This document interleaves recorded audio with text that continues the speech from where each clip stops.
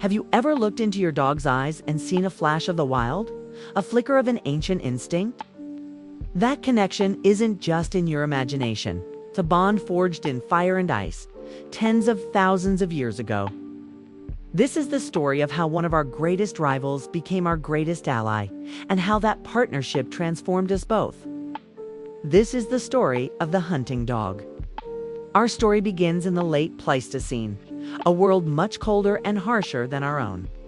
Early humans were not at the top of the food chain. They were clever, yes, but also vulnerable. Competing for the same scarce resources were formidable packs of gray wolves. For a long time, we were rivals, perhaps even enemies. But somewhere along the line, something incredible happened. Maybe a curious wolf pup wandered into a human camp, or perhaps a group of hunters shared a kill. The exact details are lost to time, but the outcome is clear. A truce was formed, an alliance. These first proto-dogs weren't the cuddly companions we know today. They were still very much wolves, but they had chosen a different path. For them, humans offered a consistent source of food and protection from larger predators.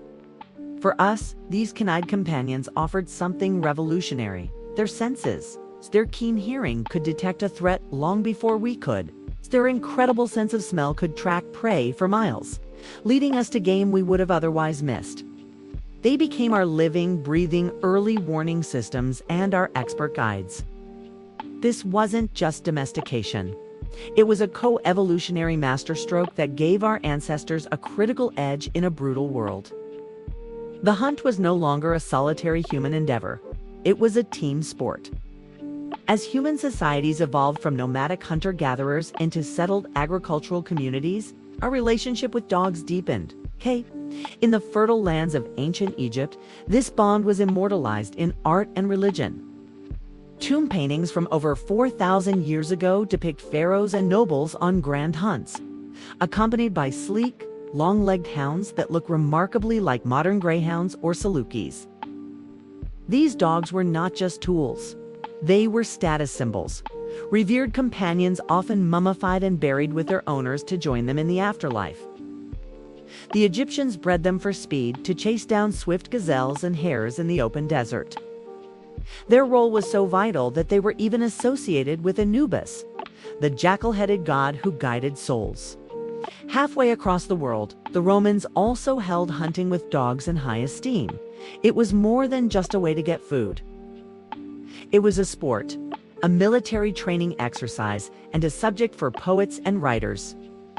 Roman authors like Arrian and Xenophon wrote extensively about the proper care, training, and breeding of hunting dogs.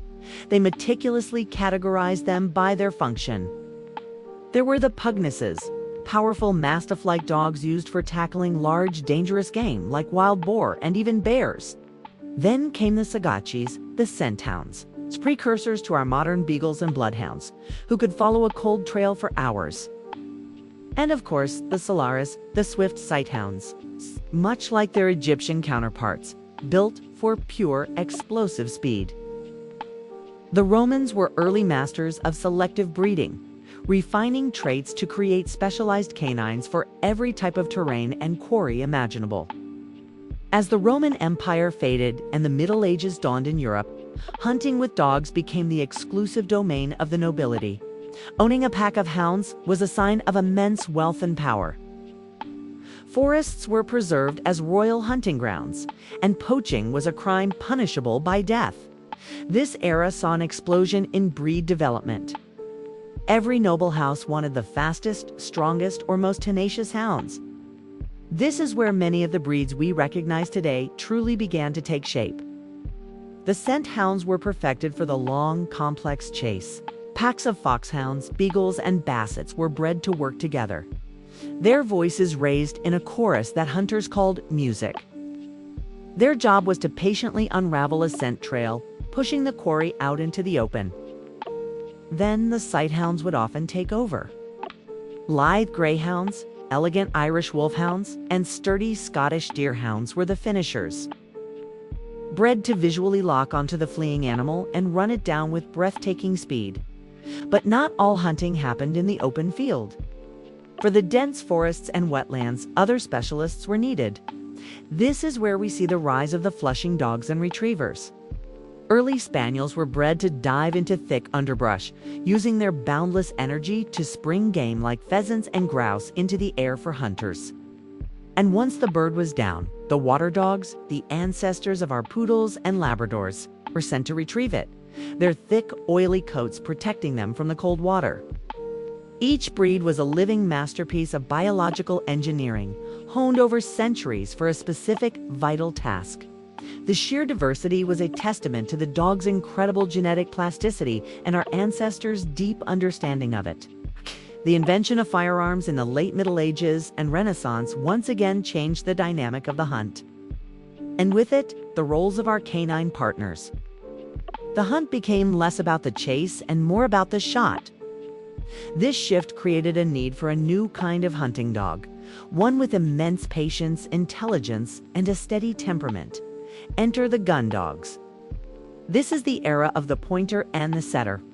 Breeds like the English Pointer and the Gordon Setter were developed to systematically search a field for game birds. Upon finding a scent, they wouldn't chase. Instead, they would freeze into a classic stylized point, indicating the bird's location to the hunter with their body. This gave the hunter time to get into position for a clean shot. It required incredible self-control from the dog, a trait meticulously selected for over generations. Alongside them, the retriever's role became even more refined. The goal was to bring back the downed bird undamaged. This required what's called a soft mouth, the ability to carry the game gently. Breeds like the Labrador Retriever, Golden Retriever, and Chesapeake Bay Retriever were perfected for this job. They needed to be strong swimmers, obedient enough to follow hand signals from a distance, and possess an unwavering drive to find and return the prize, no matter the obstacle. The gun dog represents a pinnacle of cooperation, a silent, almost telepathic understanding between human and dog in the field. So, where does that leave us today? For many, hunting is no longer a necessity for survival. Yet, the drive to hunt with dogs persists, a powerful echo of our shared past. Modern hunters still rely on the specialized skills of pointers, retrievers, and hounds, preserving these ancient bloodlines and traditions. But the legacy of the hunting dog extends far beyond the field. Think about the traits we cherish in our companion dogs today. The loyalty of a Labrador, the intelligence of a poodle, the tenacity of a Jack Russell Terrier, the gentle nature of a greyhound. These are not accidents. These are the echoes of their ancestral purpose. That Labrador's desire to fetch a tennis ball for hours on end comes from its history of retrieving game from icy waters. That Beagle's obsession with sniffing every single thing on a walk is a whisper of its past life tracking rabbits. The partnership forged in the hunt has shaped the very nature of the dogs that now share our homes and our hearts. They are a living, breathing connection to a wilder time and a testament to the most successful interspecies alliance in the history of our planet. From rivals in the Ice Age to partners in the hunt, to family members on the couch, the journey of the dog is inextricably woven with our own. It is a bond that has endured for millennia and continues to enrich our lives in countless ways. When you look at your dog, you're not just seeing a pet, you're seeing a legacy. Thanks for watching. If you enjoyed this journey through history, don't forget to like this video, subscribe to Canine Secrets, and hit that notification bell so you don't miss our next adventure.